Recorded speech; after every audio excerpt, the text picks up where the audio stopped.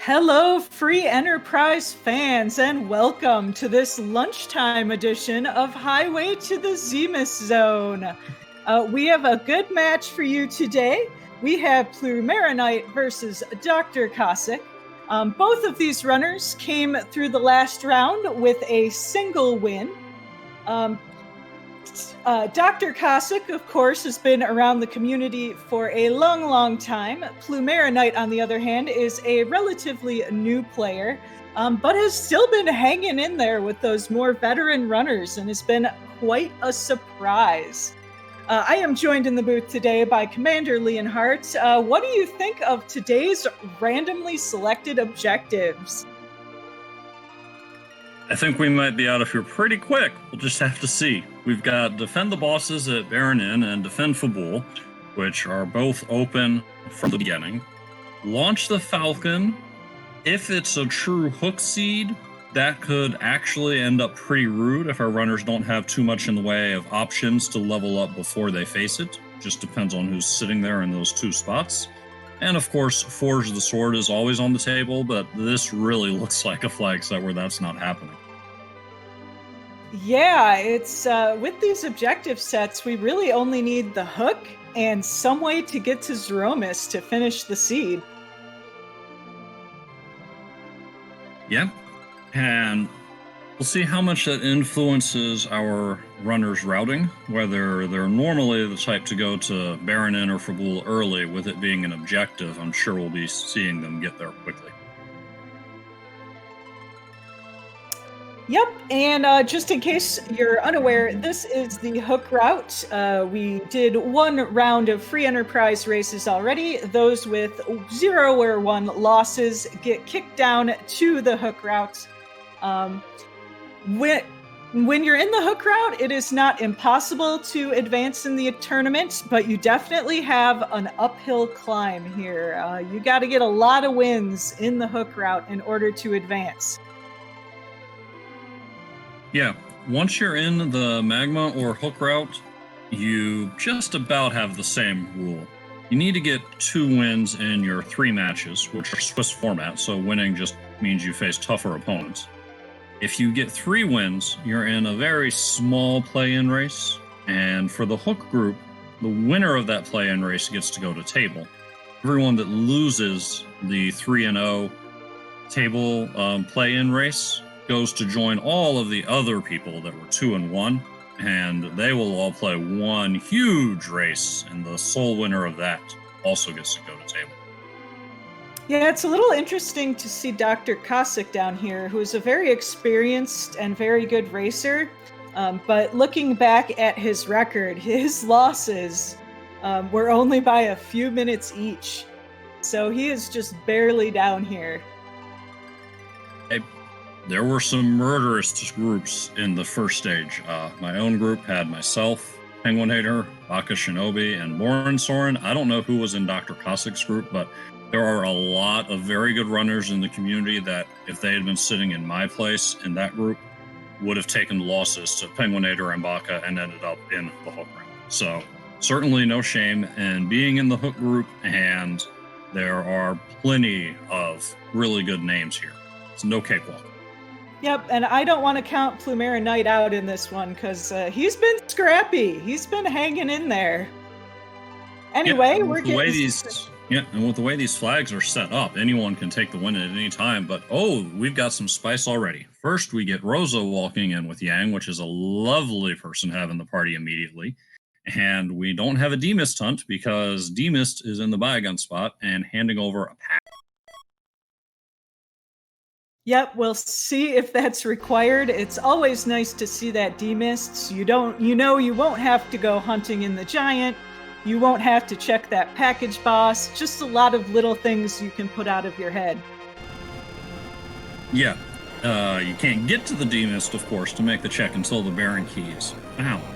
But it is still very nice, as you say, not to have to worry about all of those little things. Yep, it also lets you skip that vanilla mist check and the waterfall boss check. Yep. Dr. Cossack's going to take a quick look into Cydia, looking for more characters. Finds Sid and a vanilla Palom.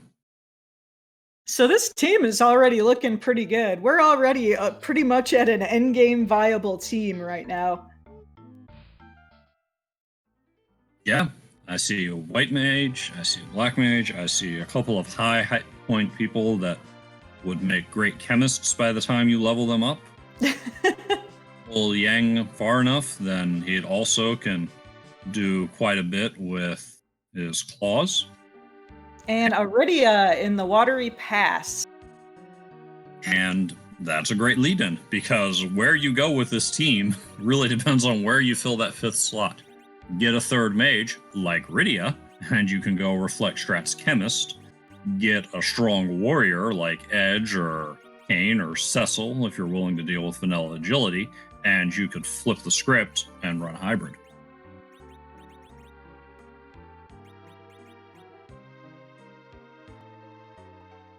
For sure. And we're about to see who's in Damsian Castle. It is a Kane. So, that warrior. You give this guy a good spear or one of the higher end swords, like a defense sword, and he gets set up for endgame. Also have a place to put this heavy armor other than Sid. For sure. An early game Sid is nice because he comes in at a little bit higher levels, and his base weapon, the wooden hammer, actually has pretty high attack for the early game. Yeah, absolutely right, KNH. Sid is a terrific addition early on for all of those reasons you mentioned, and he still carries fairly well through the mid game, especially if you can get him a nice axe and you're free to put him in the middle of your party where the accuracy bonus can help compensate for some of the axe's issues. And late game, he's a great anchor, particularly if you have a curse ring, and his hit point total lets him survive big bangs. I like to think of him as the agility anchor that can actually do damage every once in a while. That's a good way to think of him. Dr. Cossack's not going after the objectives just yet, going straight to the key item in Antlion. This is perfectly fine. Still need a hook somewhere and opening. Maybe the hook's here in Antlion. Maybe this opens up something that leads to the hook. And a few more levels before tangling with Fabul Defense and Baronin isn't the worst thing. Yep, the Antlion Cave also pretty dense in treasures. Once again, 60% of our treasures are pre-looted. So a bunch of those chests are going to be emptied. And Aridia just learning the imp spell. Womp womp. Womp womp. Only slightly better than her initial Chocobo spell. Every time someone wants to talk bad about the Cockatrice or the Mage Summon, which do have some very useful niche spots, my reply is always, well, it's not imp. Meanwhile, Dr. Cossack taking out these D-Lunars, no problem. They're undead. Just throw some potions on them and they're gone. Plumeriaknight finding another Palom up here on Hobbs. Looks like he's going to equip up and take a stab at the boss here. And get out your harp emotes in chat, because we just got a twin harp from the Antlion spot. Music, music, music. I mean, probably not anytime soon. It's a long check for one item, but we can hope that eventually Dr. Cossack finds his way.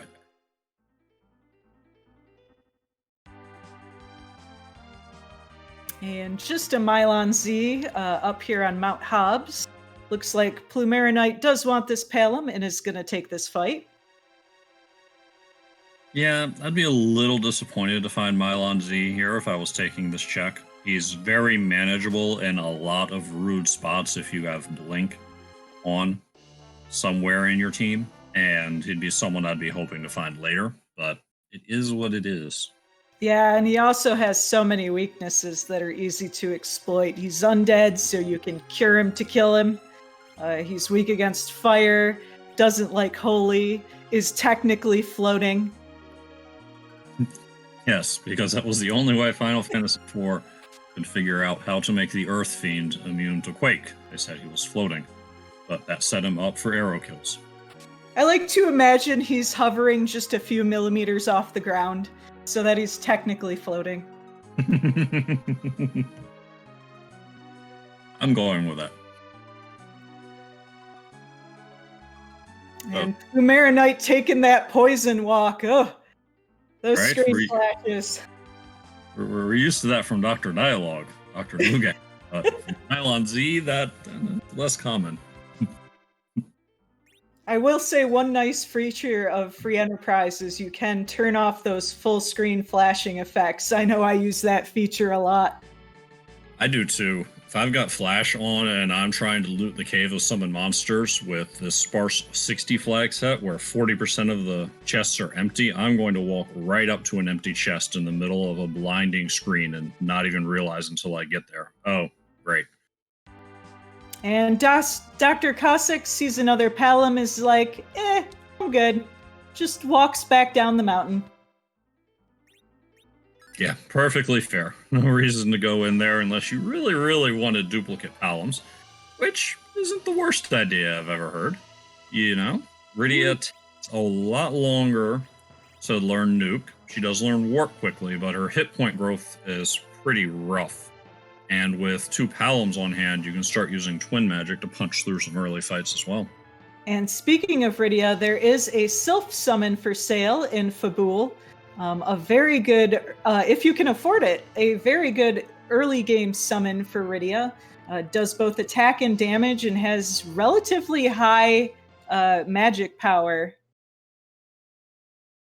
Yeah, if you're in a seed that doesn't have white mages, of course we've got Rosa here, but Rydia can carry your early and mid-game healing just on the back of Sylph.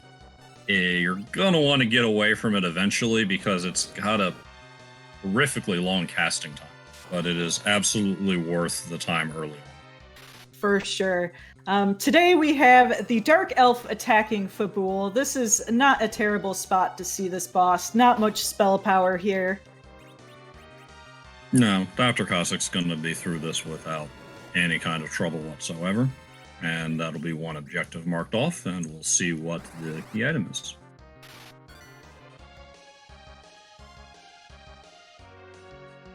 Yeah, and Palom already with that ice too. Having those level 2 spells right away is very useful.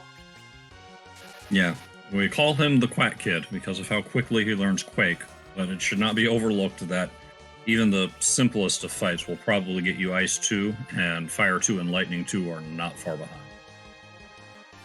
Yep, Palom, very good early game. It's actually been fun on this particular flag set since we have the Dwarf Castle Warp glitch turned on. Some runners have been taking Rydia instead because she learns the warp spell so much more quickly.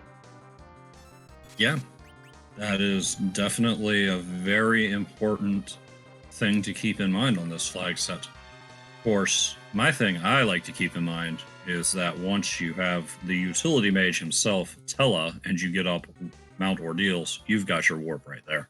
That is true. No Tellas in this seed so far, though.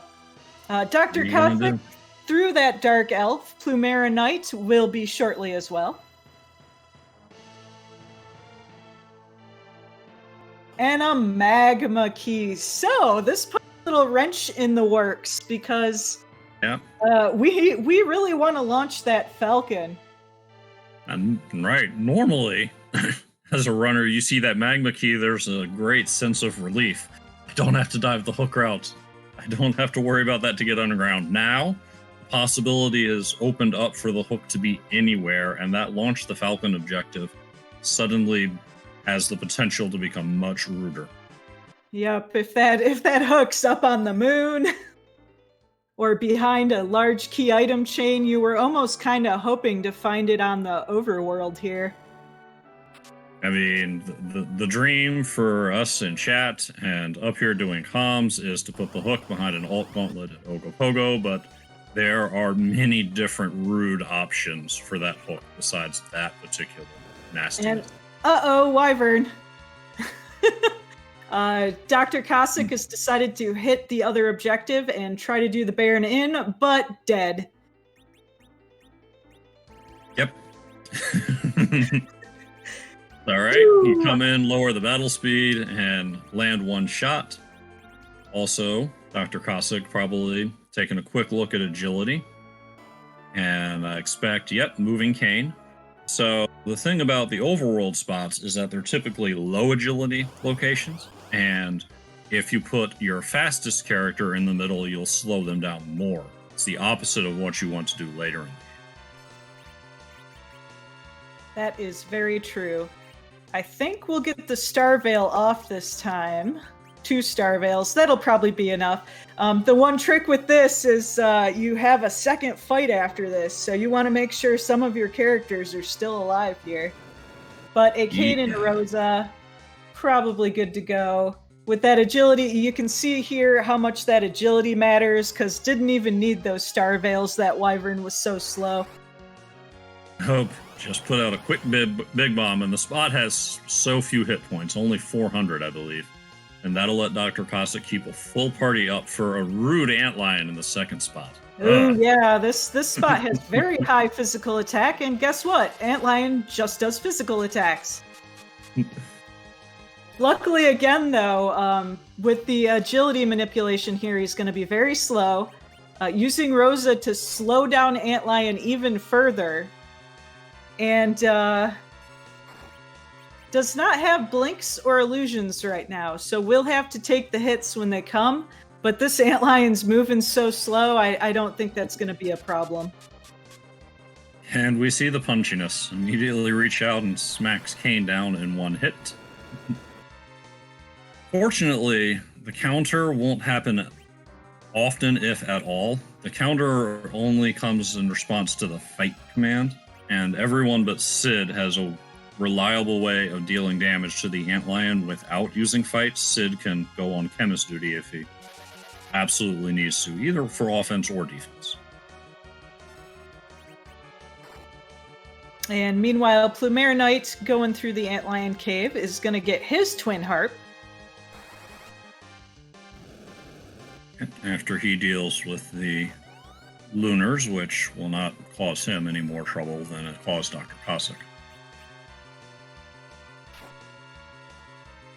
And both our runners, though, no surprise with this objective set, have already taken out objective number 3, defending Fabul.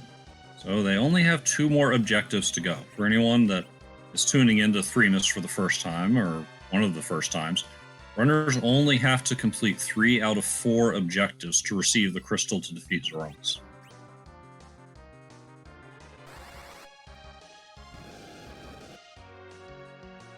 And Dr. Cossack just taking this Antlion fight slow and steady.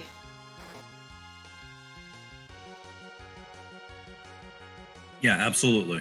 You do not want to rush into something incautious. You've already gotten past the Wyvern without a single casualty. You absolutely do not want to have to go back and do that again. And I think I saw Rosa miss a life there. White magic is also subject to percentages, so...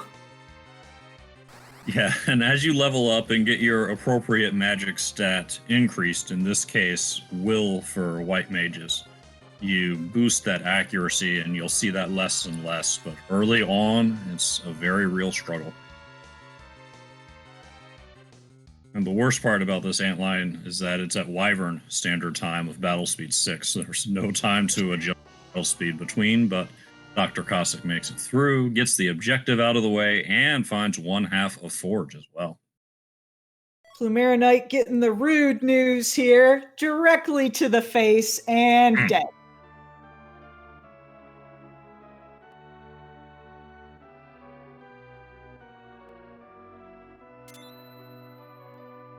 Right back in for another go.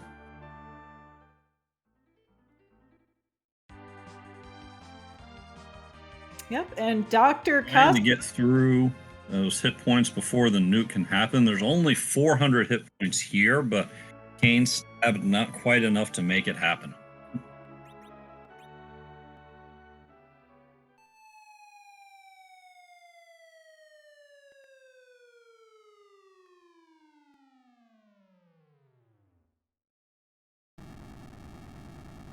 Meanwhile, Dr. Cossack's gonna head underground. Yep. Drop the magma key in the well. Take a look around. The adamant is definitely a relief. There are two options now for getting the crystal, the legend sword, in addition to the hook. And the legend sword says, don't have to worry about the root hook route. Some speculation in chat on where to go. I agree with you, Pyrolite. Check your freebies. Personally, I would be tagging Feymarch for its freebie, taking a quick peek at the bosses there, more for information than any serious attempt, and then flip back over and run a Sheila. Especially true when you're one item away from go mode. Yeah, that is the thing about this flag set. It doesn't take long to put you in that one item away, and a freebie check, it might not be the most convenient routing, because once you're done with Sheila 1, you're probably coming right back underground to handle Dwarf Castle with its warp glitch, but don't want to put off that freebie for long, because if it's exactly what's needed, then you're giving up time with everything else you're doing. For sure.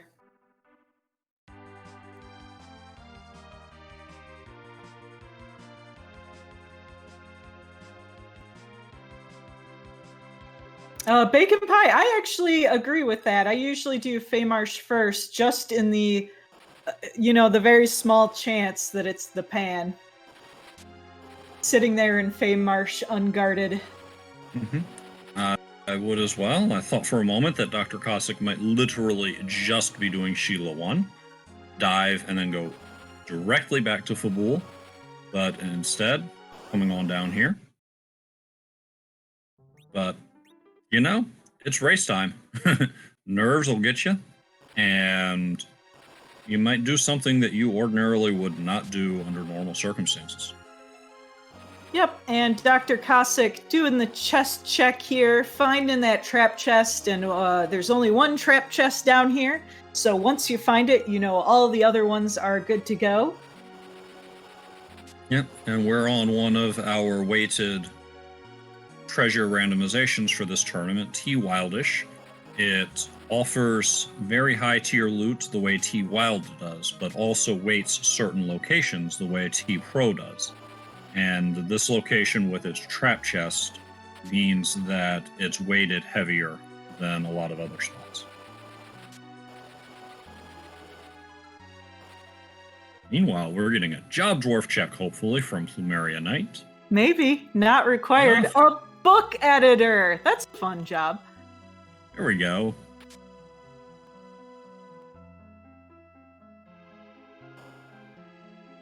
And just a ribbon sitting in the unguarded Feymarch chest.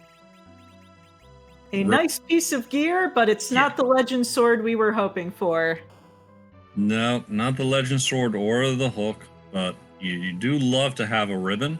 It's got some terrific defensive numbers that are worthy of going up against Zeromus, and it gives whoever wears it immunity to all status effects and death, which is very helpful for a few bosses.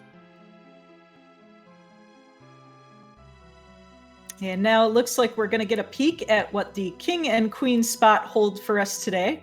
I would like to remind you that canonically, whoever here is in the King and Queen spot is married.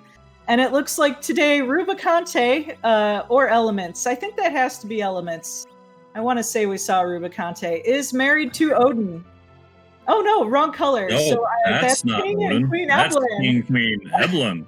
So we have some sort of scruple, or maybe something even more complicated if that's Elements.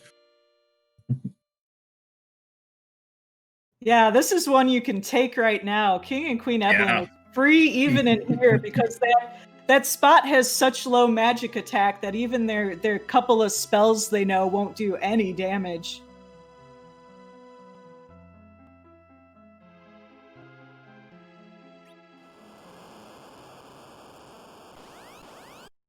This should be easy peasy, and you love to get this free experience right when you're going to start doing these underground checks, because they're going to make your top of tower and your dwarf castle, they're going to make those spots a lot easier. Just getting the the 3 to 5 levels we're going to get off this spot.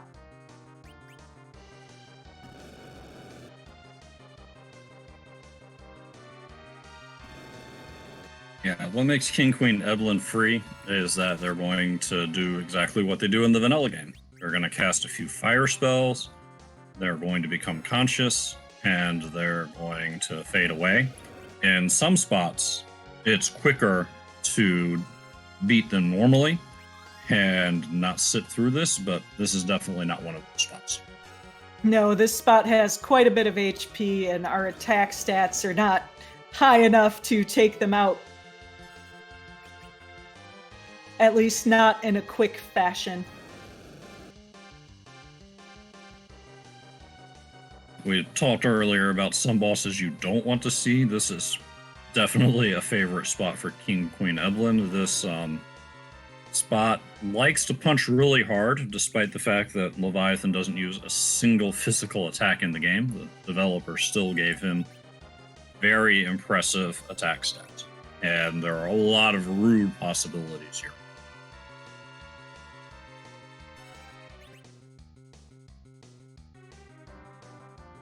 Plumeriaknight looks like he's going to follow Dr. Cossack down here, and hopefully we'll also do this King and Queen Evelyn fight. Yeah, it would definitely be unfortunate if Plumeriaknight didn't take a look in the room before leaving. Did Dr. Cossack not turn his battle speed back up? Because this is taking a long time. I think you're right. I think he might still be on Wyvern Standard Time. Wyvern Standard Time. I like that.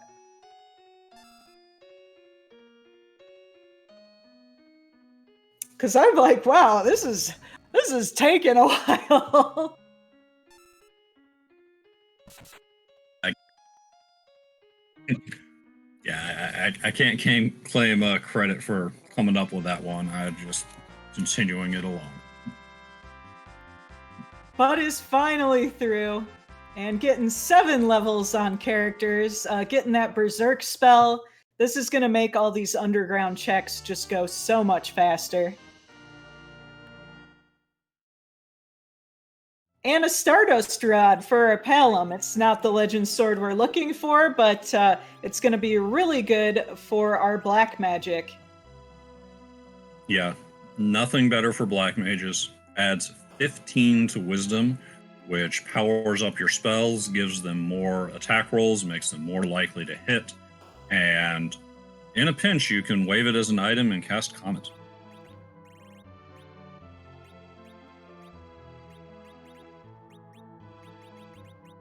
And we got some shopping going on. Those sorcerer robes are nice for all our mages, but not quite enough money to buy them right now. Yeah, they are expensive for a reason. They have some good defensive numbers. They give +5 to both Wisdom and Will, so they're great for both your white mages and your black mages. And they also provide undead resistance, so if you've got a zombie trying to eat your face, it's going to shrug off the damage.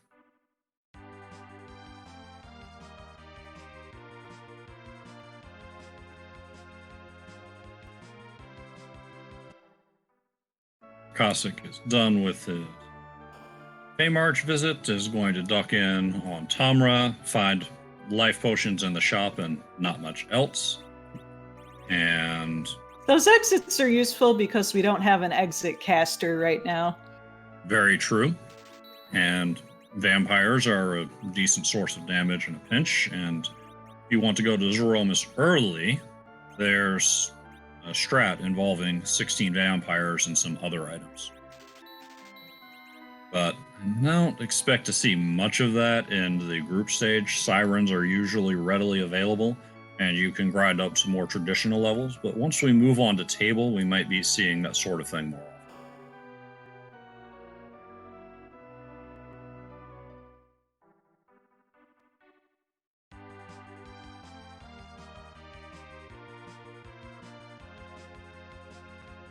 And let's see what Dr. Cossack does next. I'm feeling I believe his Oh, nope. I was going to say I believe his palom has warp, so we might see Dwarf Castle next. But you know what? I was wrong. We are going... I was going to say ordeals, but apparently not. Oh, we're going back to check Sheila. That makes sense. Check your freebies. Your freebies. So yes, we're coming up here. We're going to run Sheila 1, and if this doesn't prove the way, then Cossack suddenly has options. Hallam needs to be level 29, I believe, to learn Warp, so might not be there yet. Could run a Keyless Tower, could run up Ordeals. Oh, but it's a... Could go right back from whence we came, because that was a vanilla pan. Check your freebies. This is exactly the sort of layout that can punish some people. Some people will put off that Sheila 1, hoping to find a pan so that they don't have to go down Sylph Cave a second time. And if the pan's in the vanilla location, you're just going to have a long, long wait.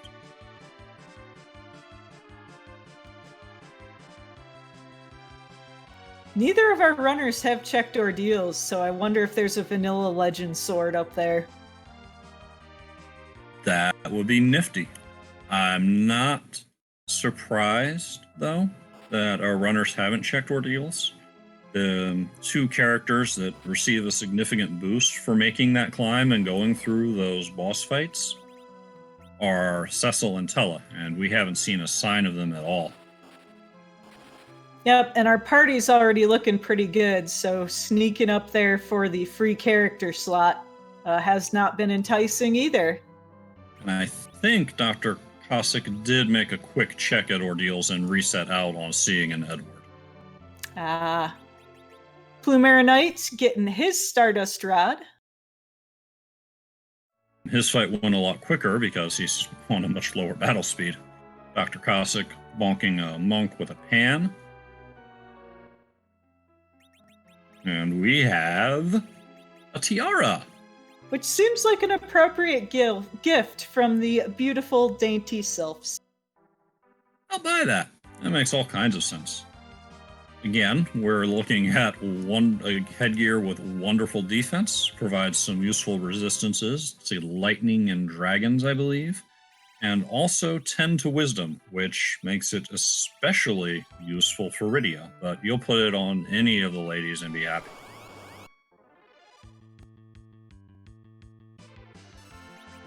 And Dr. Cossack, I did notice, picked up a single siren in a treasure chest earlier. Looks like he's going to crack that now and get some more levels here. And since none of his fighters are quite strong enough to do the full amount of damage needed to kill this egg before he hatches, he is bluffing up his palom to increase his magic attack and using the virus spell. I wouldn't be surprised if he's doing this in order to get the warp spell in order to take on Dwarf Castle. Which I think he was one level short? Yes, you are correct. One level short. Yes, it's a very good use of bluff there, especially with everyone in his party at 1 hit point. You crack that egg open, and you're suddenly going to start taking some rude physical attacks and a party-wide HP-based Thunder Strike anytime that you strike again if you don't finish it off on the second hit. So definitely want to one-shot those eggs whenever possible. Plumeriaknight also cracking his single siren open and also just a level or two short of the warp spell. Yeah, but he might be willing to take the dive. There should be enough experience in these fights to get Palom to warp. The only real danger is someone really rude that manages to keep the Quack Kid on the floor for both fights. But hopefully that doesn't prove to be the case. Yep, but Dr. Cossack is set up to learn warp and then immediately use it. And we get a blue robe here. Could be Water Hag, could be the Alt's Gauntlet, which is a fun one here. It's full of black lizards and red turtles. In the words of Uncle Iroh, delectable tea or deadly poison? Poison today. It is. This, however, will definitely get Palom up to warp because these are actually pretty good experience. Yeah, the Alt Gauntlet gives you the experience that you would normally get for fighting the encounter, even if it's in a spot that traditionally doesn't give experience, like the Paladin room or the King Queen Evelyn spots. So your Palom and everyone else is going to get a nice set of levels here, and Warp will definitely be on the menu. All of these enemies, pretty much in this gauntlet, are weak to ice. And Sid breaking out the Earth Hammer for some AoE damage. It's enough to get the job done here. Look at these dark imps.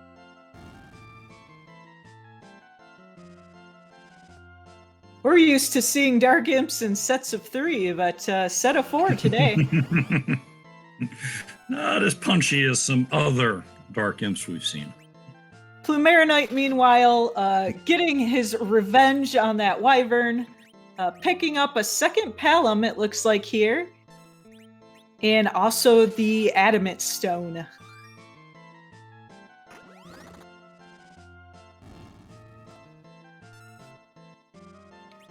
Dismissing Kane. Only has a Blizzard Spear on Kane so far, but this is still a bit of a bold play. We don't know where Vivalis is. Vivalis could well be guarding somewhere rude, somewhere necessary. If she's on the moon and holding part of the way through, then not having Kane around and relying on mages could be painful. So we'll see if this decision comes back to bite Plumeriaknight. It is fun to see over on Dr. Cossack's side actually using the Blizzard Spear to cast Blizzard. Yeah, there are several items that when used as an item will have some sort of magical effect. In the Earth Hammer, you see far more often. The Blizzard Spear is a bit more niche, but it's coming in handy.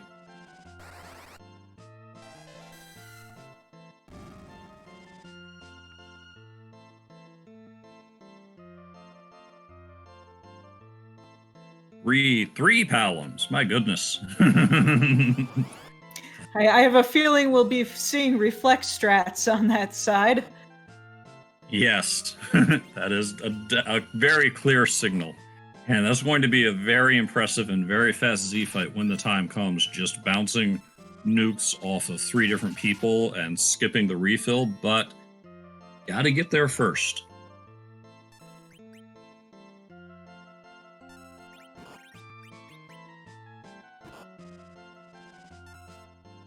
But it looks like we're finally going to get an ordeals check here. It'll be interesting to see if something useful is up here.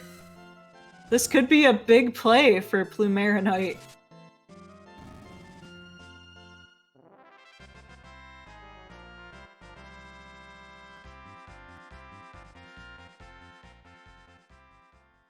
Probably not going to take the Edward.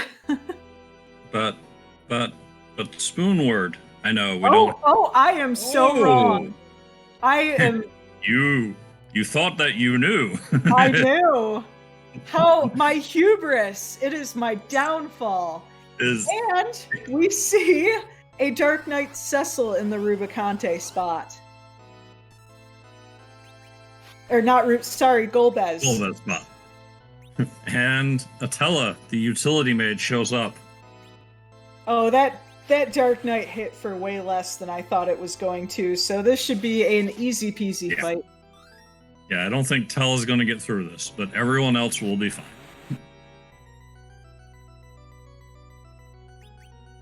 I am hoping for a spoon in ordeals now.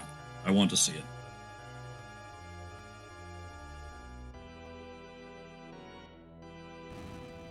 And Plumeriaknight, after cracking that Siren and doing that King and Queen Eblin fight for a bunch of experience, should have no problem with these bosses up here. Now, Dr. Cossack was able to pick up Warp on his Palom, so we'll be able to do the Dwarf Castle Warp glitch. For those that don't know, and this glitch works exactly here in the randomizer as it does in the vanilla game. The vanilla game used the same room for the crystal room at the bottom of the sealed cave as it does for the crystal room in Dwarf Castle.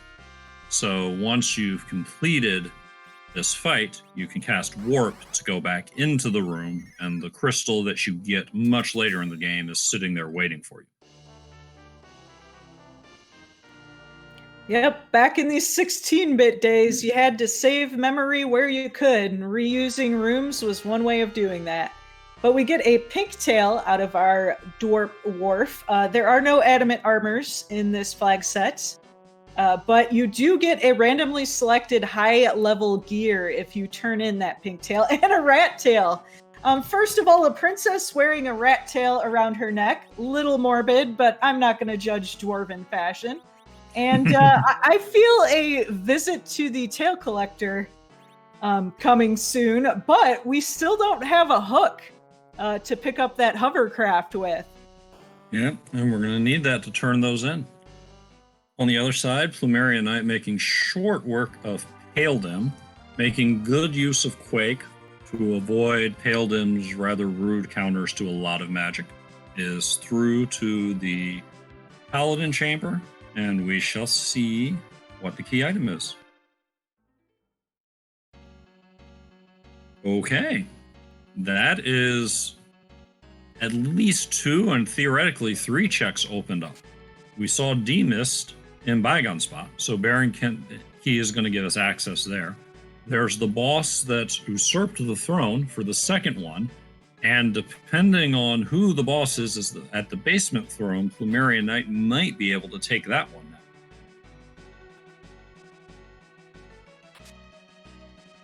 Yeah, for sure. Neither of our runners have checked that twin harp yet either. No, and in a 1v1, not surprised. The bigger group races that are coming, I'm pretty sure some people are going to take that twin harp dive on a gamble. But in a 1v1, if you take a check your opponent doesn't take, it needs to pay off. Otherwise, you're just giving up time. And in the case of twin harp, that's a lot of time to give up.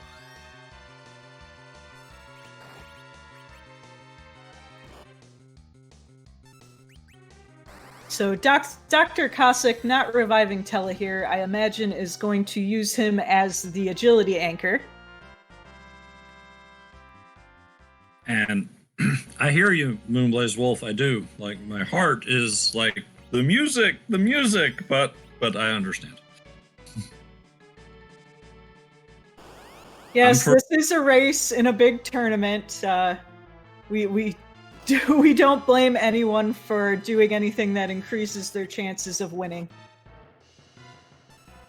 And Chasman, Dr. Cossack will get Tella into the middle slot soon enough, but right now we're dealing with overworld spots that have low agility. So you're better off putting a fast anchor there to keep them even slower than putting a slow anchor in and speeding everyone else up. Typically, the spots you want a fast anchor, and chat, correct me if I'm wrong, but all of the overworlds, the basic overworld spots, your Baron Castle, your Antlion, your Fabul Defense, your Ordeals fights, and also the Dwarf Castle fights here are where you're looking for a fast anchor.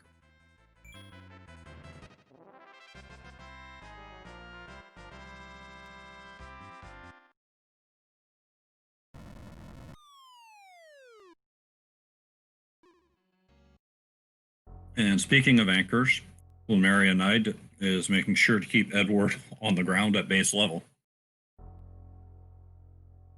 Yep, so it looks like we're going to have a Tella anchor and an Edward anchor.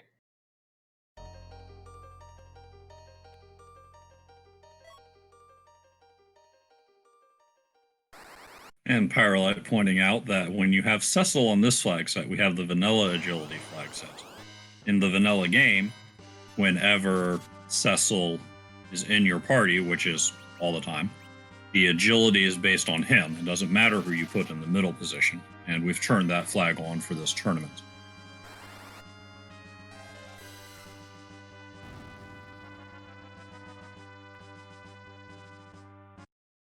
And while our runners are retreading some ground today or right now, I just want to remind you that today is absolutely chock full of free enterprise races. This is the first of 6 total races today. After this one at 6 p.m., we have Marty56 versus Big Dunka. That's going to be over on our partner network, RPG Limit Break, who is letting us run a lot of these races because we need more channels. We're running out of channels. At 8 p.m., we will have 2 races going on concurrently. We will have Iker versus Super Piccolo over on Randomania 3, and then we will have Dodo versus Loof over on Randomania 4, because like I said, we're running out of channels. Shortly after that, at 8:30 p.m. tonight, we will have Rexral versus Penguinator back here on the Free Enterprise channel. And at 9 p.m., we will have Zyrock versus Zoe Vermilion over on Randomania 2. So we are using 3/5 of the Randomania channels today, and I would like to extend a personal thanks to Randomania for letting us use all their channels. Yes, and I will second that. Thank you so much. It's great that we have so many runners and so many people volunteering to help with this, and thank you so much for giving us channels to show off this wonderful randomizer and all of these great racers. So yeah, if you like Free Enterprise, today is the day for you.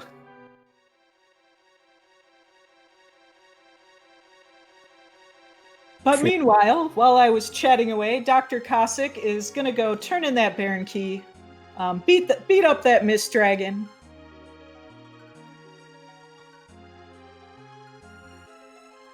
Yep. I'm gonna put a quick reminder to chat to no race spoilers. I know it's exciting, but we want to give people a chance to watch other races, so please keep the race spoilers out of chat. Yeah, just at the most, do what Ground Flyer's saying. Say, hey, this race was amazing. You should go watch it. Shala Kitty will bonk you with the newspaper. You don't want the bonk. Give out race spoilers. You don't want the bonk.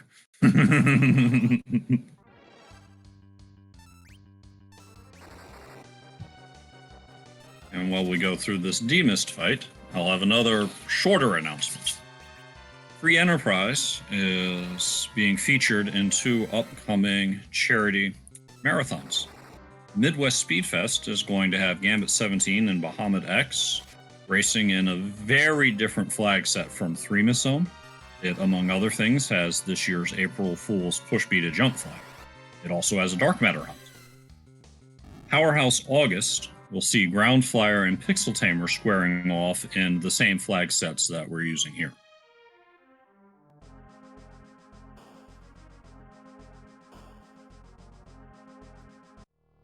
Yep, I love Midwest Speed Fest. It's a good event. I watch it every year. I'm not as familiar with the other one though. And let's see who has usurped. The King of Baron is now a Queen of Baron. Ashura has taken over the throne.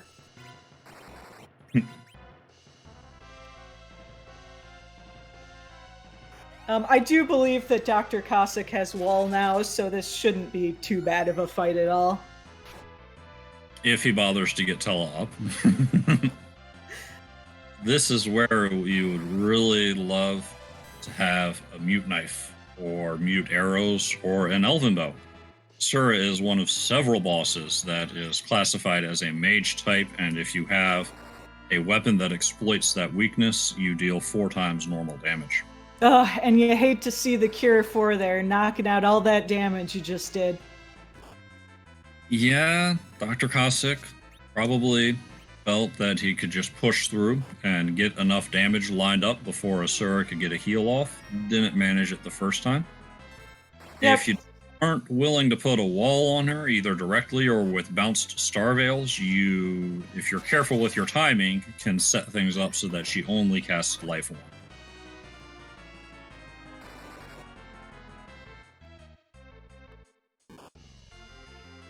Using that bluff again just to try to take her out with one giant spell from Pelham.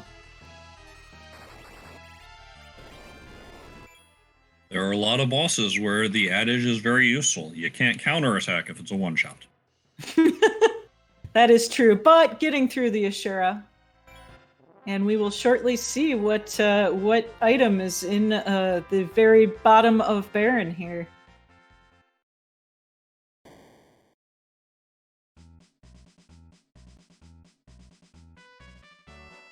Plumeriaknight working through the Sheila checks, gets that vanilla pan. Oh, and we have a ninja in Baron. That'll change things. Well, looks like dropping the Pelham, so Dr. Cossack gonna go for the Berserk strats for the final boss here.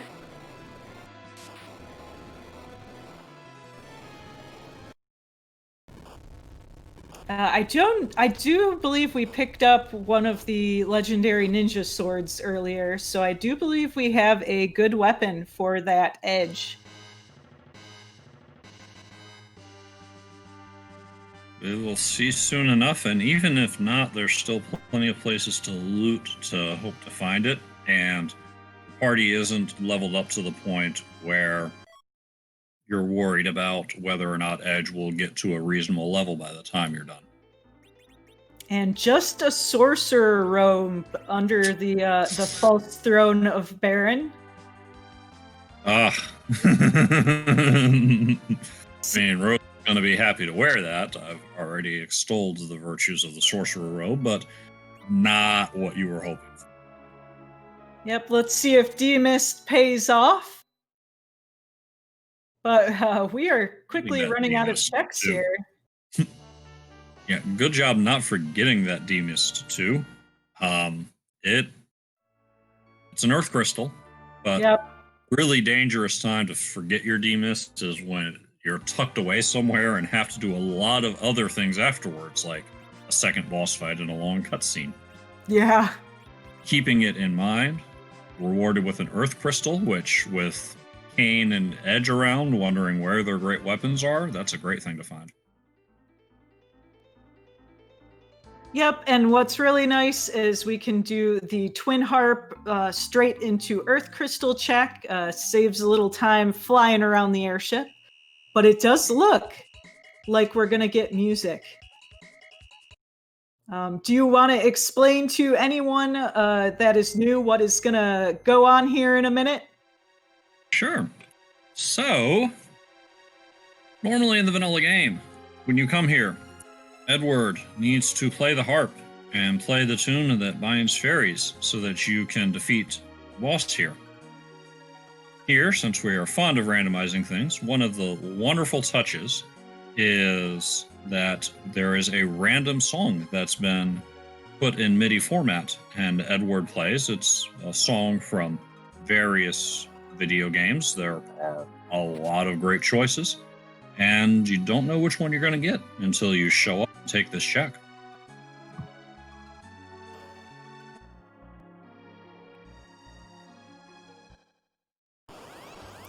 Yep, so I think we are going to be quiet for a minute here while this cutscene plays out. Listen to the music for a bit, and we will be back soon.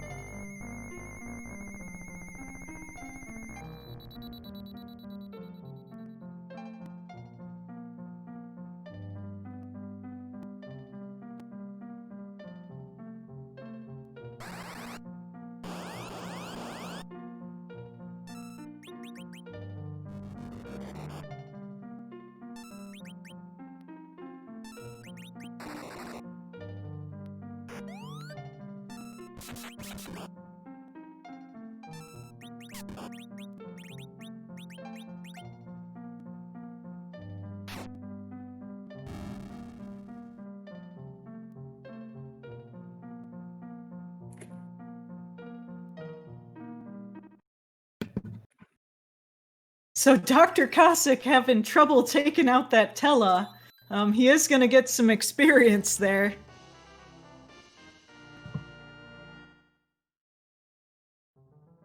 But we find the darkness crystal, and that is going to open everything up for us. So we get double meme here. We get our Twin Harp song, the lovely village from Zelda, and we also get Leg Day in the form of Rubicon. Yes, that was a very nice rendition. I thought that was so peaceful and relaxing.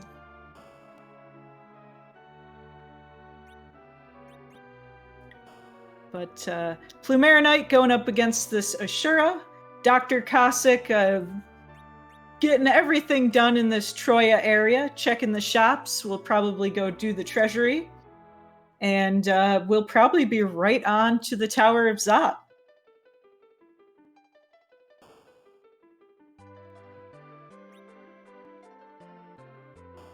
Yep. Run it in order. Also, definitely duck into the treasury. And Dr. Cossack may well have forgotten that Sheila too, but package is not a huge concern. He probably likes his party and certainly isn't on a demist hunt. And has a shot at getting that 10th key item right here by running Tower of Zot. But let's see. Siren, Stardust Rod, Ninja Hat, Crystal Ring, Crystal Gauntlet, Big Bomb, Hourglass 2. It's okay. The Crystal Ring. Crystal Ring is by far the best thing. That Siren could be useful, but not a lot of the way of weapons.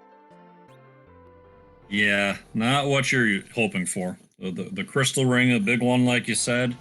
You've got +5 to agility, which can be very helpful when dealing with the end game and getting someone to RA1. You've got that lovely paralysis immunity for when you deal with Golbez, and it's got terrific numbers overall. And that's the best thing we can say about that treasury, which for a T Wildish treasury is not that impressive. Yeah, pretty disappointing. I think I agree with chat, mostly given 3 out of 10s. I think that's about right. Yeah, no arguments. Plumeriaknight is through, and we'll see what route he takes after finishing off Baron Castle.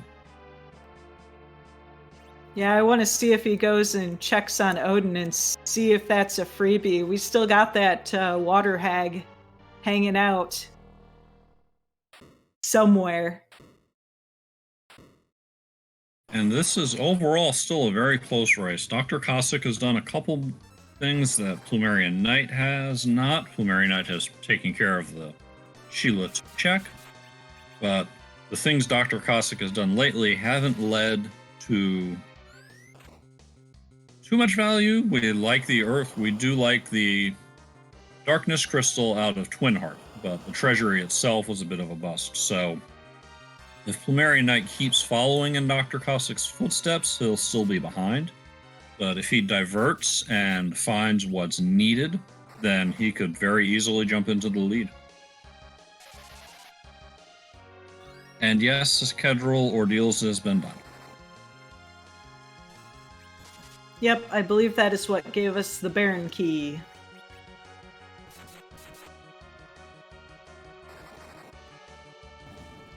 And oh no, it's Ogopogo, but he's not going to be too bad at this spot. We got the levels, and Dr. Cossack's through. Yeah, the spot doesn't punch hard, and you just have to heal through the big waves and get through the hit points, and you'll get the job done.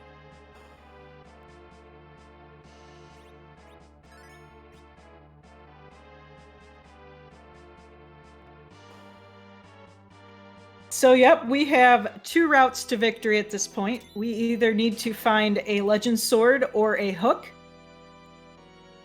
Ooh, and a Cecil at the top of the Tower of Zot. We do not have an Excalibur or a crystal sword, so I don't think Dr. Cossack's going to take this Cecil, mostly because of the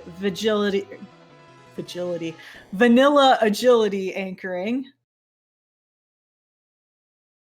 And Iridia. Yeah, there's some kind of headcanon going on here with a Dark Knight Cecil zapping us while a Paladin Cecil looks on and is stunned in disbelief. I do love some of the interesting storylines that the randomizer comes up with.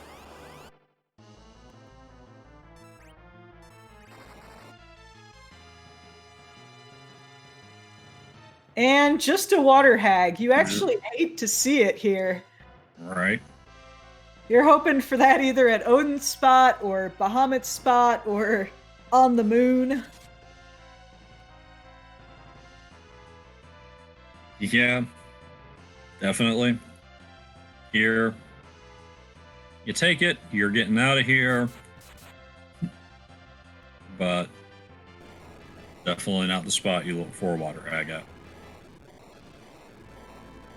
And with that, yard, water hag goes down. Just like in the vanilla game when Edward's going one-on-one against a water hag, hit it 3 times and you're done.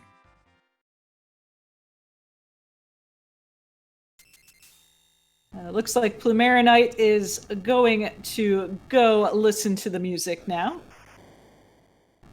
And Ramax, I believe, yeah, exactly what Isalba said. Tracker's on it. That's where Bahamut was.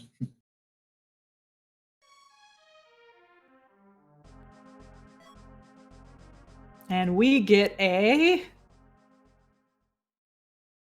crystal sword. Oh, about that Cecil. The second you ditch Cecil, you get a crystal sword. That is just cruel. Oh, that's that is a thing. Oh, that is just As mean. Wolf, you could reset. You could all you have to do is you got to go through the cutscene. You got to go through a water fight. Valid.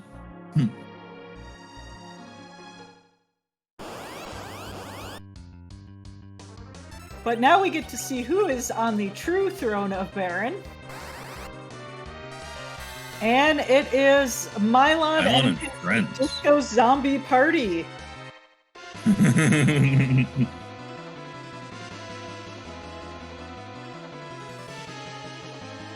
This should not be too bad. Those zombies should go down pretty quickly. Those lit ones are doing nothing. The actual hits from Mylon are going to be a little hard. Yeah, definitely. The spot punches, but the lightning 1 counters proving not to be difficult. But we're going to get a reprise of music, so...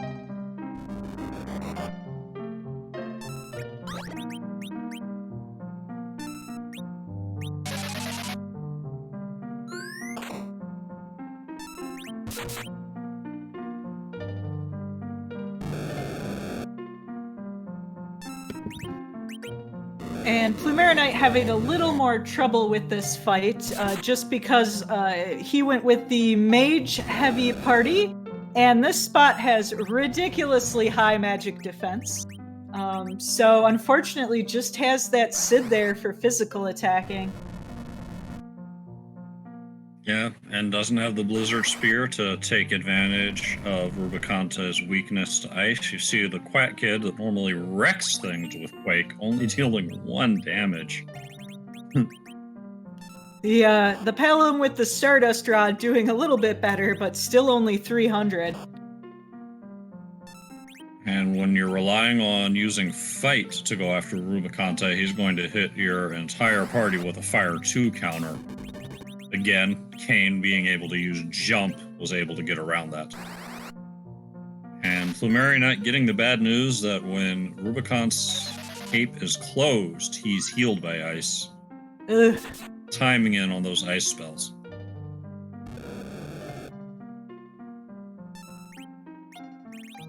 Yeah, that's unfortunate.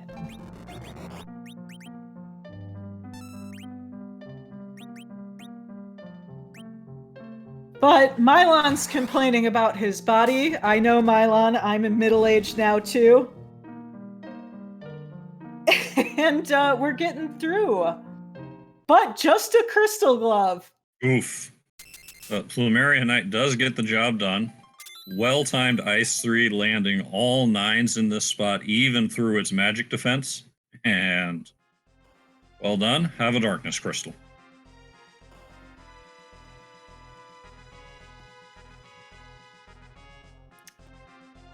So, where do we go from here? We have a whole moon open to us. And that, other than if you want to go back down to the Fame Arch and tangle with what we now know as the elements. Oh, hey, Cossack. Speaking of, there's also Keyless Tower that hasn't been run yet. But other than that, I think the moon is all that's left. Yep, I believe that's it.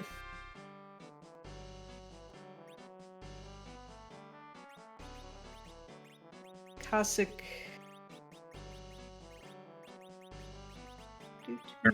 Making the logical run here. Running that same loop that Moonblaze Wolf mentioned earlier. And we know it's not value, but makes perfect sense.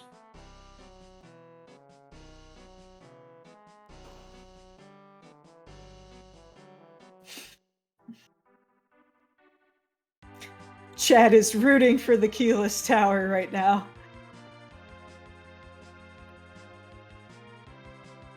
The Keyless Tower is good times. Oh, and it looks like Dr. Cossack's going for it. Does not want to go to the moon today.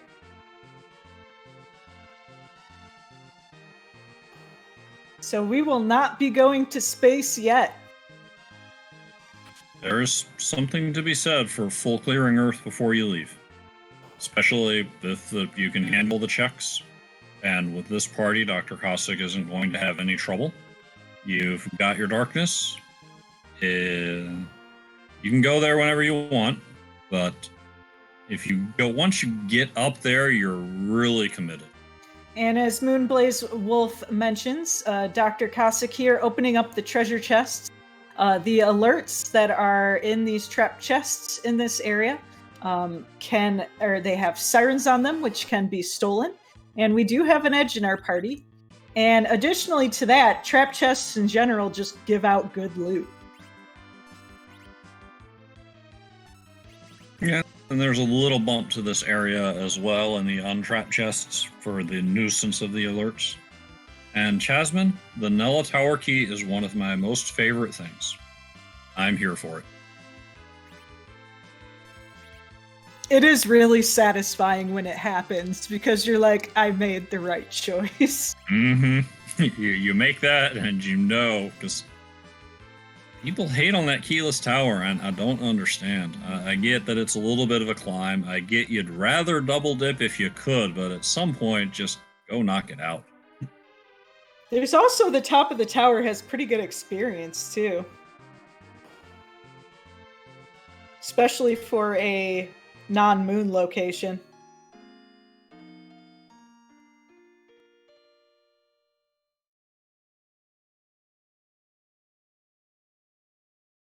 Unfortunately, plumeriaknight mostly retracing Dr. Cossack's steps, but just a little bit behind. His Rubicante fight took a little longer. He had a little more trouble with Wyvern, and that's really, really the difference right now. Mm-hmm. Dr. Cossack also hasn't done Sheila 2 yet, and probably has forgotten about it, given that he came down here underground to do Keyless Tower. To punish him. Which, unfortunately, he will not get punished for that today. Or fortunately, I guess. And we got a Baigen up at the top of the tower. And our tracker noting that we've gotten a peek at the hook route. CPU is in the Rubicante spot, which could be very important if we end up launching the Falcon. Yep, and Dr. Cossack ditching all those Palums is going to make this go a lot slower. Having Quake to get rid of those arms just makes this fight so much easier. Because while Mylon is floating, arms are not. Nope. And you slap a Quake out and get the arms to go away, and Baigon will spend a turn reforming them. And if your Quakes come out quickly enough, you can essentially lock Baigon from taking any actions other than regrowing his arms.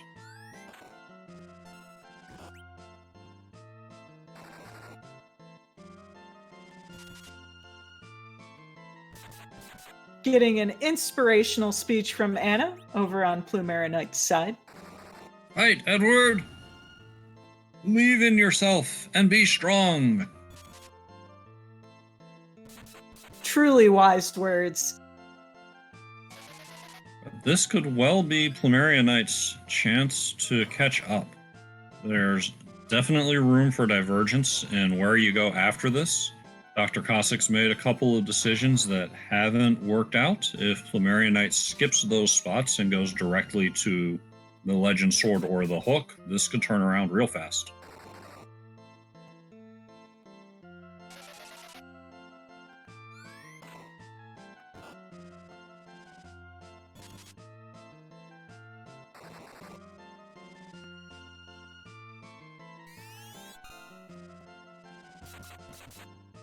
Yep, this top of tower spot has quite a bit of HP, and even dividing it among the arms.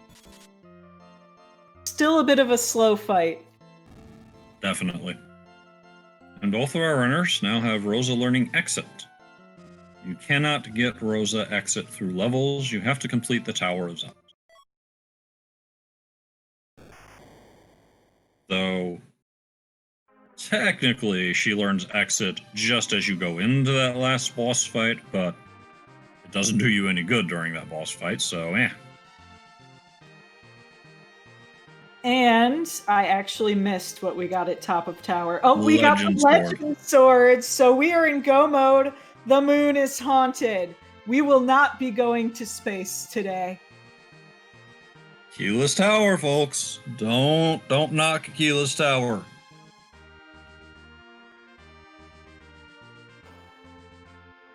That's where we're hoping plumeriaknight finds his way to, taking the Baron fight. Logical progression, but hopefully plumeriaknight doesn't get diverted into the moon. We shall see. Oh, me too. I have a feeling he will. I hope not. Me too.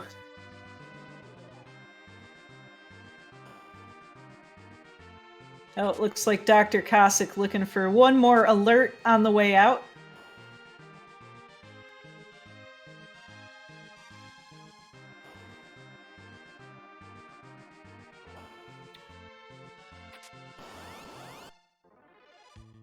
Chasman, pretty sure Hook is either on the moon or behind Rubicante or behind some chain that we haven't unlocked yet, like super cannon room.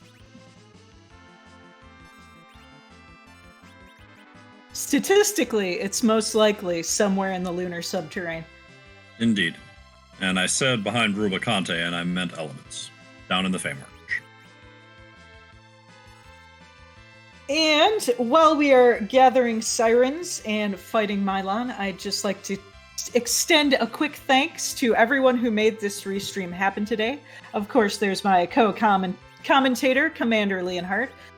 Behind the scenes, we also have Asalba doing all the tracking, lighting up all the buttons.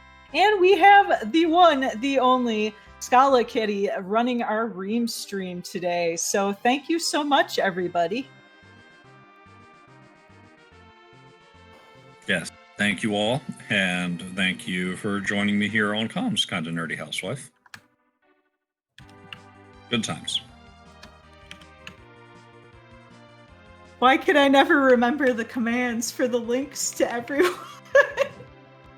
Scala, what's the command? Wait, I forget. Each of the channels is different. Oh, you did. Yay. Yeah, okay, I think there's a cooldown. That would explain why I couldn't do that. I had them right this time. They were just on cooldown. Yep. Also follow our runners too. Dr. Cossack has been around the community for a long time.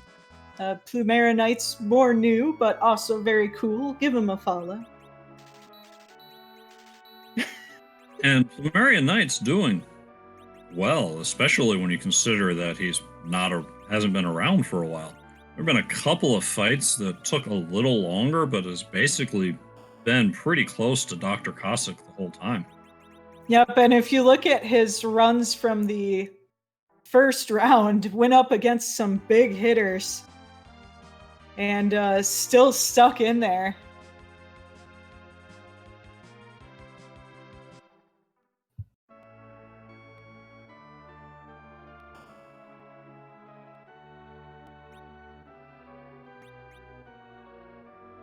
Did Dr. Cossack not execute the forge? Just handed over the adamant, checked the shop, and noped out? Maybe just forgot to pick up his crystal? I've done that before. Yeah. I've handed over the adamant and then forgotten I need to grab a crystal. Yeah, you do actually have to go down and speak to the smith one last time to complete the objective. You have not forged Excalibur until he hands it over. The one good thing, though, is I think as soon as he cracks the siren, he's going to notice, hey, I'm not getting double XP. And we'll figure out what's going on, hopefully. Oh, no, wait, no. He has 10. He's going to get double XP. I count 10 items on the tracker. The Legend Sword was item 10, so that's not like, he's just going to have to notice that his inventory still has or doesn't have an Excalibur and a crystal in it. I can't. Any mistake can be made. Anyone that says they've never gone to Zeromus without a crystal, I want to sit down and talk to them because I know I've done that. Oh, me too. You get your final objective and you think, I'm set, I'm done, I go, and then you forget to wander over with the sand ruby to wake up the person, and you go straight to Zeromus and you realize that you're doomed. The one nice thing is he's going to be using the pass, so it's not the worst case scenario where you have to walk all the way down the basement and then realize you forgot the crystal. That is the worst.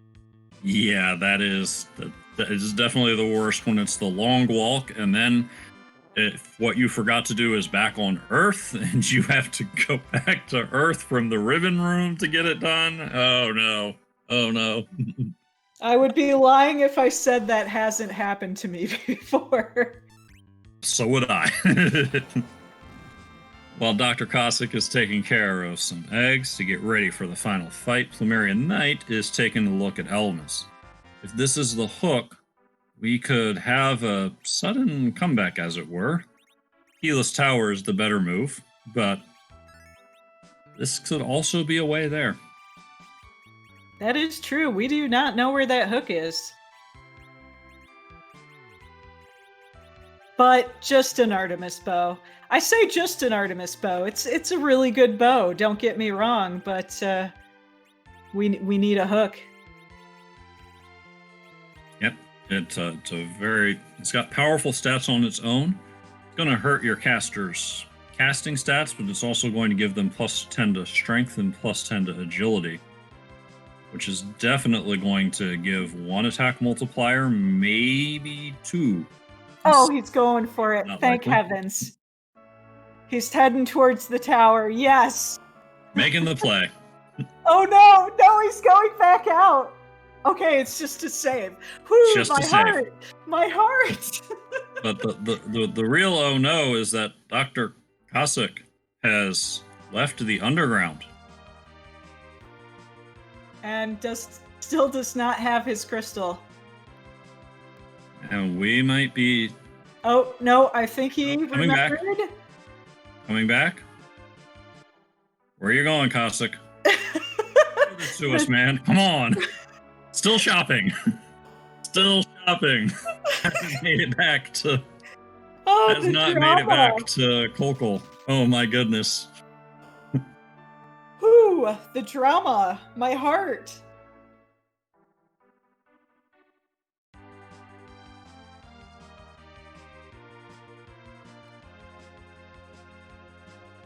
Is he gonna remember? No. Oh, Oh no! Oh, maybe not. Oh no!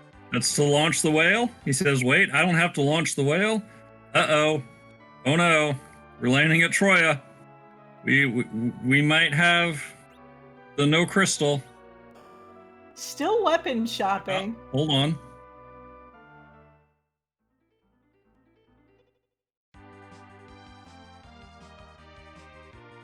Okay, leaving Troya, so we don't have a pass run yet.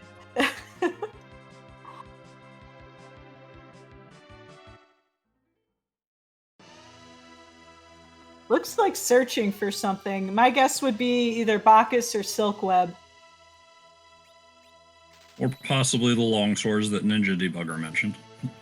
Oh, yep, because he is Really going like to these the weapon weapon shops. shop. Found a Dorfax. Is gonna back row glitch Kane. Sure, you'll take that. Yeah, it looks like mostly searching for ninja swords. I was wrong about that, picking up the ninja sword earlier. There's a lot to keep track of. But plumeriaknight doing, as you pointed out earlier, making use of Quake to keep the arms down and keep Bagon under control.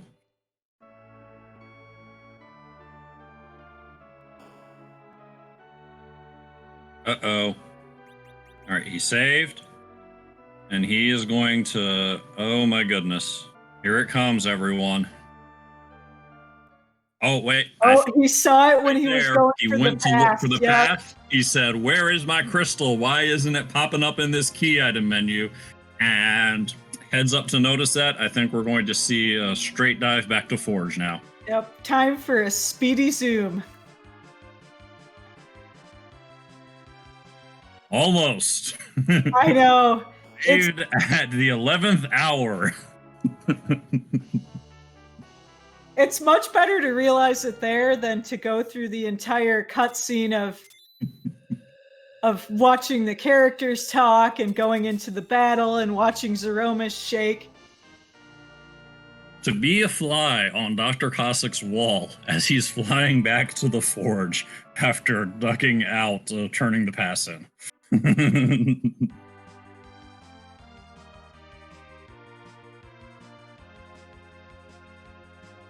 Okay, but with that, I think it's time to see some Z flags coming out in chat here. In the unlikely event that you are new to the randomizer, Zeromus is just too difficult to randomize in with the other bosses. Finding a big bang at the Baron Inn would not be fun. So rather than randomize his location, we randomize his appearance. There are over 450 sprites, a good majority of which were made by our restreamer tonight, Scala Kitty. And there's so many. There are so many butts to kick. Commander Leonhardt, would you like to ask the very important question? Whose butt are we going to kick this afternoon? I will, of course, as a rhythm gamer, root for Theaterhythmus. Potatomus holds a near and dear spot in my heart, but there are plenty of other close contenders.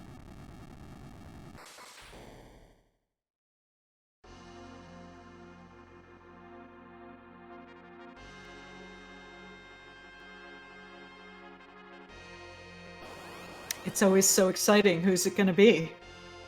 Right? So many favorites. And Scala Kitty letting us know that Plumeria is fixing a control issue at this moment. Or 15 minutes ago. Our runners are on a 15-minute delay, so everything we're seeing happened for them 15 minutes ago.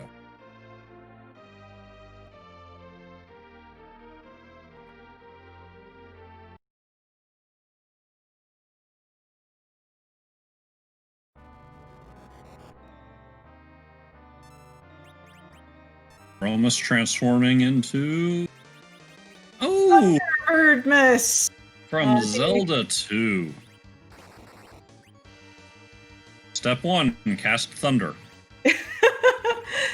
Not going to be that easy here. Step 2, jump. Already set up for it.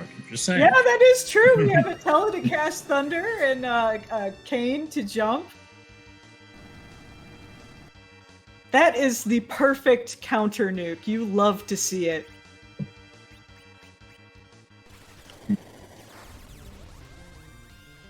And Edge throwing a very expensive sword. That is what they're there for at the end of the game. Be thrown into Zeromus's face. This should be pretty much a standard Berserker strat fight here. Kane is black row glitched, so he'll still be doing good damage. We got Rosa to throw out the Cure 4s. Yang's pretty leveled up, so he'll be doing some good hits. Tella's gonna try to cast Berserk, but he's a little tired now, so time for a nap. That was Ooh, awful. That was a huge roll. Was there a Silk Web? I believe so, but his Tella did take some levels. Edge and Kane. No Silk Web? Yeah, it did seem fast. Just a single slow? Yeah. Silk Web gives you the 2 slows you need to max things out, and 1 slow is better than nothing. But Kane's going to be need to be near topped off to survive these big bangs. And Dr. Cossack not going to try and recover from this. Going to go ahead and reset out.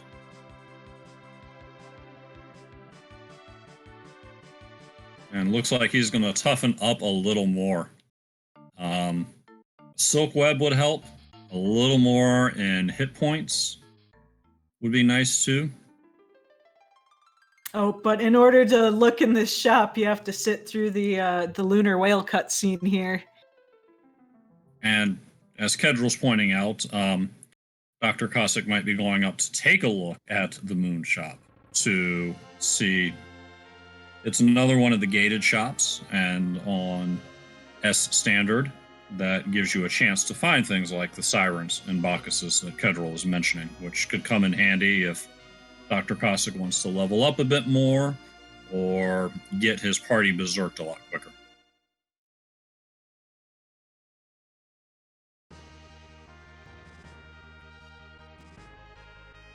Yeah, and plumeriaknight, unfortunately, having to do the reset. I know my emulator also gets extremely cranky when the controller is disconnected.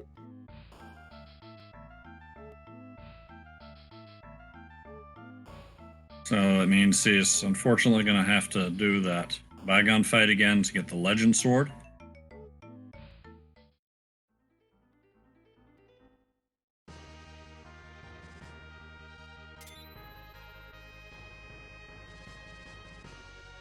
Dr. Cossack is still on a shopping tour to get ready for Zeromus, so this is not over yet.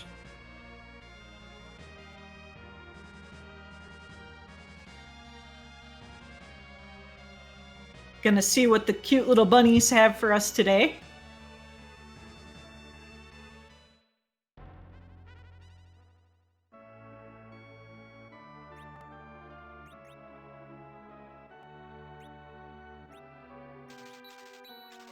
Sirens. Okay.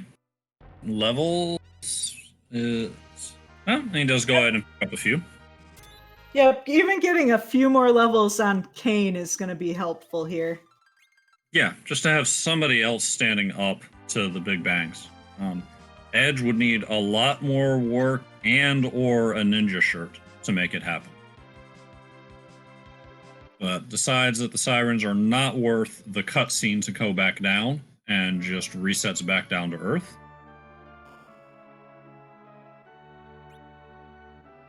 But while we're doing shopping and or refights, I just want to mention that this is only the first of 6 races today. I'm not going to go through them all, but I will go through the next couple, which are at 6 p.m. over on our partner network RPG Limit Break.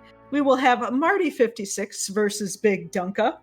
And then at 8 p.m., we will have 2 races going on simultaneously. We will have Iker versus Super Piccolo on Randomania 3, and Dodo versus Loof over on Randomania 4. So if you are a Free Enterprise fan, you want to see more, check those out later today. And in the meantime, Dr. Cossack has found silk webs in Kaipo and is going to take another shot.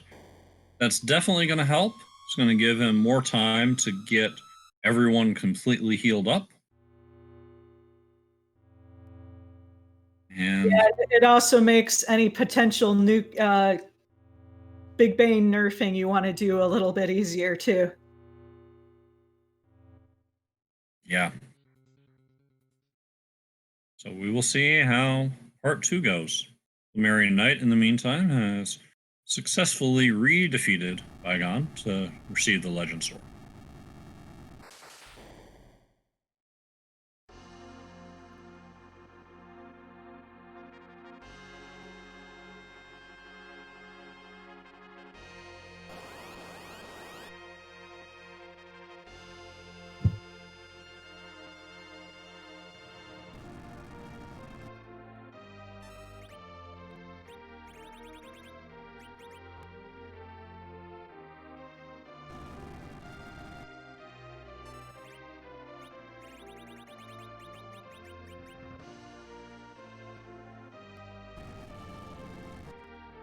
At these, I don't think anyone was even level 45, but at most we're at mid 40s on Dr. Cossack's side, and that's a very gray area for a Z fight.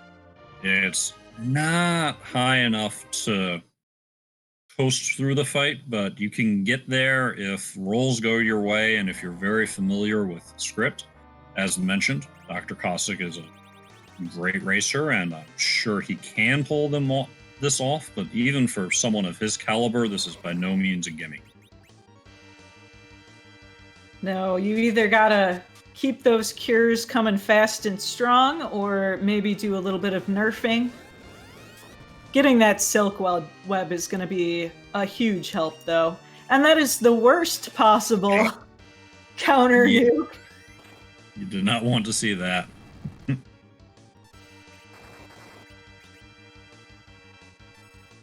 But Tella's actually going to have enough time to get a berserk up here before he goes and takes his nap. And having Zerkers ready is definitely helpful.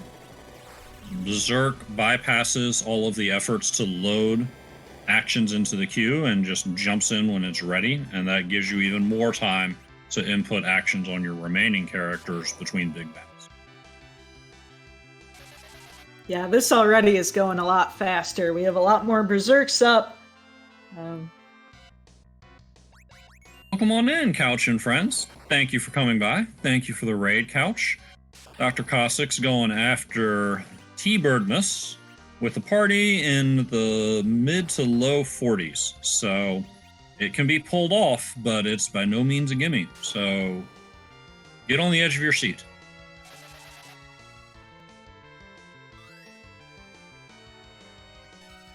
Over on Plumeriaknight's side, he's just picked up the Legend Sword. That's going to give him the third objective. We have no idea where the hook is to launch the Falcon. Somewhere on the moon, probably. Neither runner had to go to the moon. Yep, moon was haunted today. Picking up that Tella. Tella's keeping up those berserks. Oh, nope, looks like Tella's gonna nerf here. Pure 4 coming out a little early. Really hard to time with all of those berserks in the queue. But slow comes in. Someone gets to eat a counter nuke. In this case, it's Pain. Which means that the nerfed Big Bang is going to put him on the ground. But if it's nerfed, that'll let everyone else stand.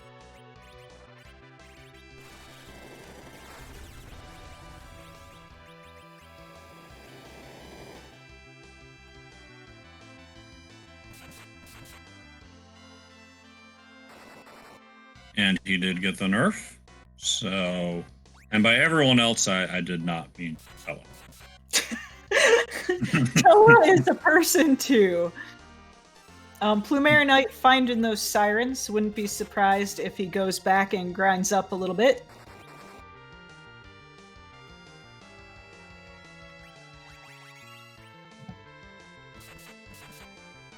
Edge and Kane are still standing and not the good damage. Kane's back on his feet. Looks like Dr. Cossack's holding up to set up another nerf. There's the shake. Ooh. Nope, not a nerf. Quick Cure 4 instead.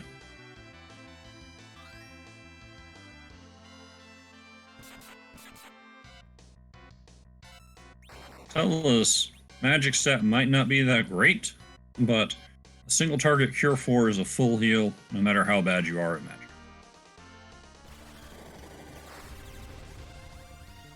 And yeah, oh, nope, there it is. Oh, I was going to say quite. that might have been HP refill, but... I thought it might have been as well, but you'd be surprised how long it can take to get through fully queued actions. And that was not a nerf. That's a full force Big Bang right there. Ooh, on a hard one at that. But Cure 4 going off right after that at least gets things under control for the moment, so that part went well. And Black Hole coming up, but we have a Rosa with a Berserk queued up. I imagine the Tella that he just brought back up is going to be handling the other side of the Berserk.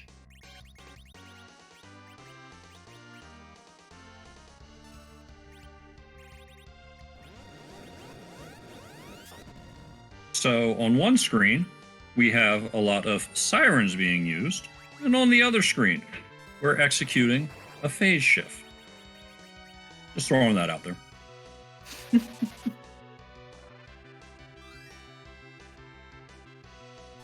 Oh, remembering he has that Excalibur to chuck directly into Thunderbird's face.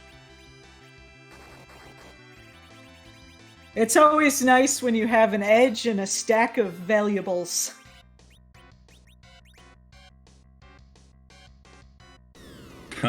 Grabbing a succubus out of the inventory for a quick MP steal from Edge. Goodness knows he wasn't using it, but we have rocks. Yep, and our Yang has just a ton of HP. He can take several meteor hits, so it is all but over. Which is good, because he's probably not dodging any of them. And there's the Flash. Dr. Go ahead. Working his way through a Zeromus fight that was definitely not a gimme, handling it very well, coming in with an official time of 1:36.50. GG. GG indeed. We will see if he wants to do an interview.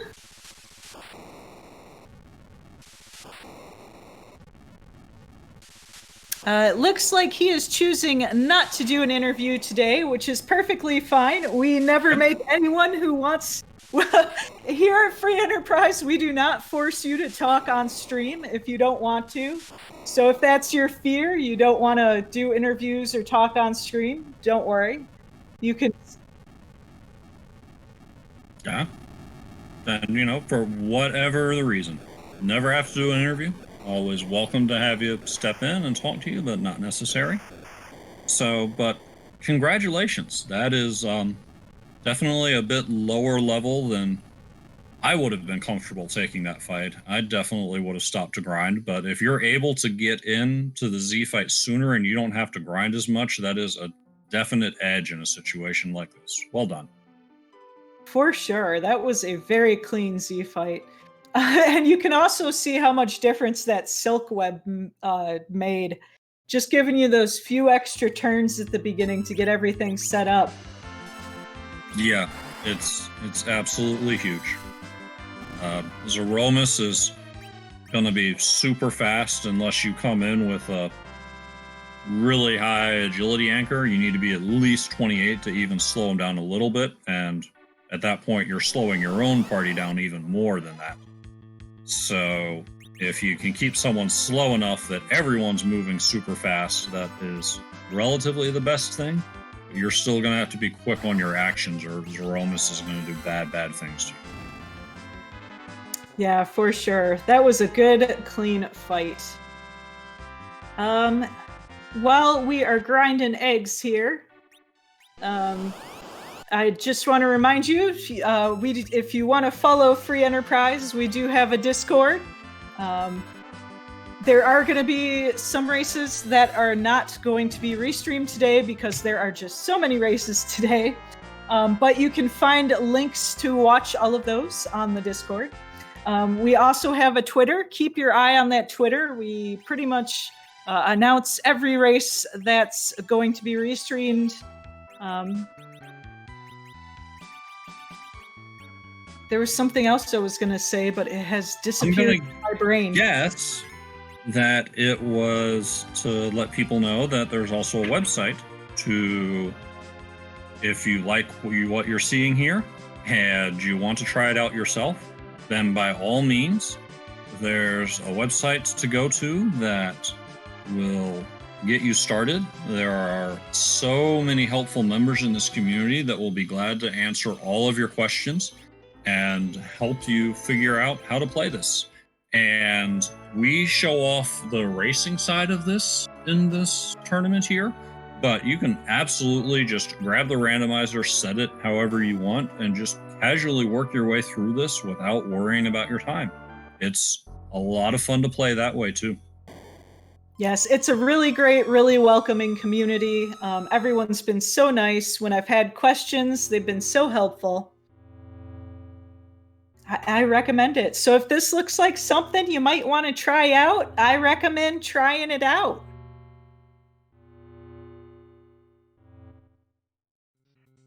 Thank you, Shala, for all the commands.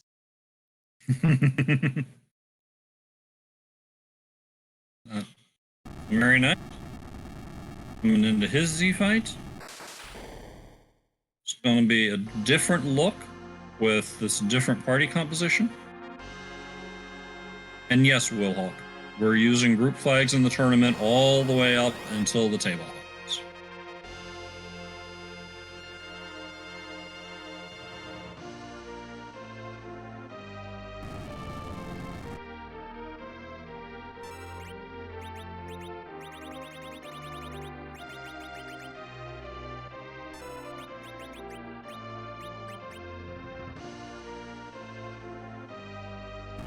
So Plumerianite definitely set up here for more of a reflect strategy with 4 mages and only 1 attacker.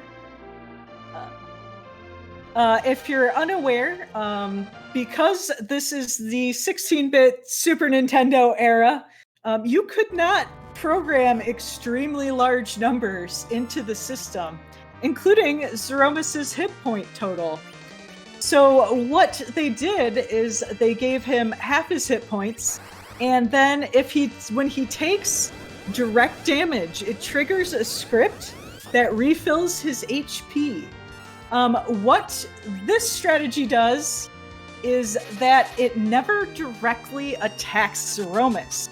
So his HP refill script is never triggered, and he dies in about half the damage. Yep, it is overall a lot quicker. And you love to see the counter nuke bounce off the wall you've set up. That's the best. And Zeromus helps you along. PK in chat asking, what's next for our runners? Well, Dr. Cossack is now 1-0 and has taken the first step in the right direction, and Plumerianite, unfortunately, is 0-1 but is not out of this yet.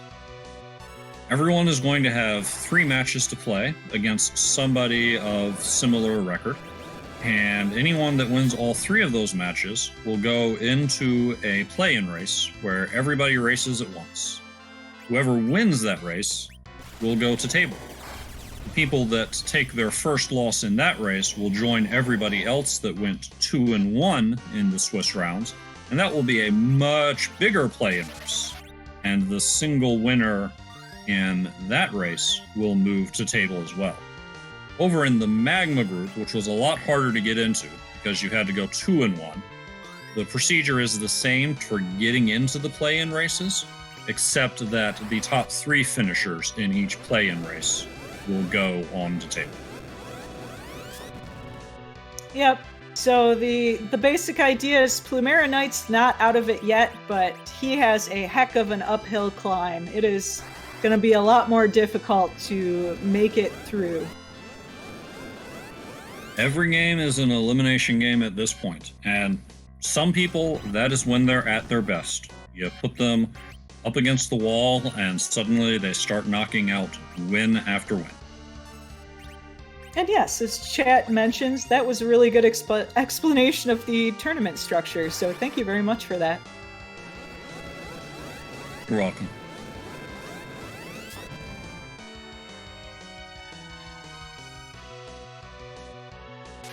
Plumerianite's bouncing the spells off.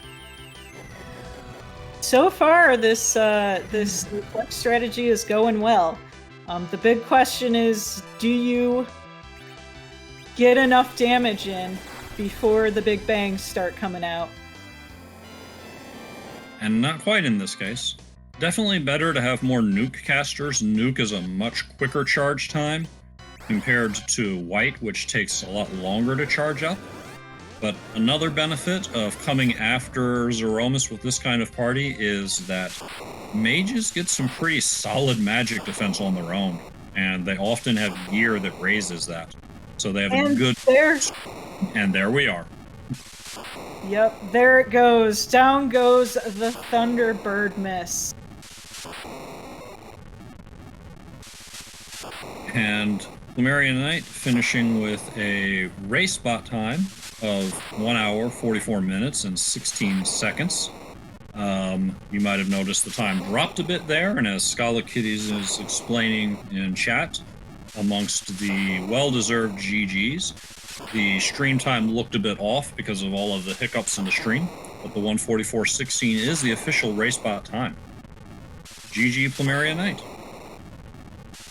And this is not a... I mean, Plumerianite has nothing to be embarrassed about. No. Dr. Cossack is a experienced veteran, incredibly good runner, and the fact you're only, not even 10 minutes behind, that's pretty good. Yeah. Call it 7.5 minutes, but yeah, up against someone of Dr. Cossack's caliber, having to overcome some unfortunate technical issues, Anyone else that went 0-1 in the Hook Route and draws plumeriaknight in your next matchup, look out. Yep, and we'll see if he wants to do an interview.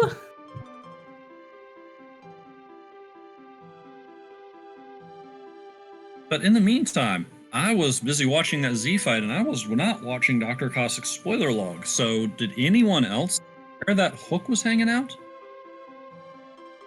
I missed it. And it looks like we are joined by plumeriaknight. GG's. Thank you. GG's to Dr. Cossack. So, what did you think of that seed? It was a really complicated one. That is for sure. You had a great Z fight at the end there. Pretty much perfect reflex strats. Oh, thank you. It was definitely interesting watching you and Cossack go through the siege. You had very different philosophies with the party you built up and ended up with different Z fights as a result. Was there a point when you were like, hey, I'm definitely going reflect strats and I don't care what you say, or were you kind of keeping open for most of the seed? Yeah, when I picked up that second pal, I figured I'd be doing reflex strats, unless I got a really early go mode. Oh, and it looks like the hook was in the tower, but I didn't see where the tower key was. I think it was in the plague spot. Yeah. Go ahead. No, that's all I had. Oh.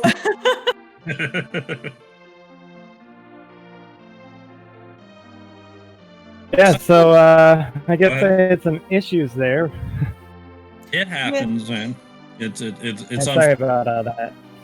I don't need to apologize or feel bad about it, guy. I mean, it happens to the best of us from time to time. You overcame it, and you went ahead and finished it out despite all of the troubles. So definite props to you for that. Yeah, thanks. So, did you expect?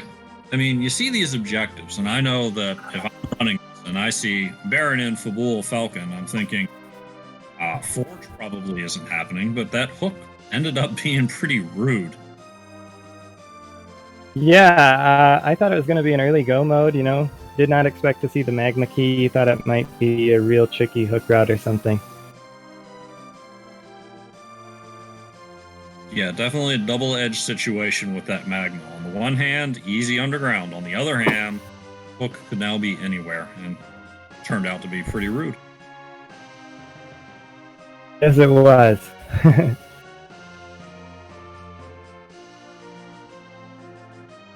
But those Palums pretty much carried me through the seed and had Sid to berserk when I needed it.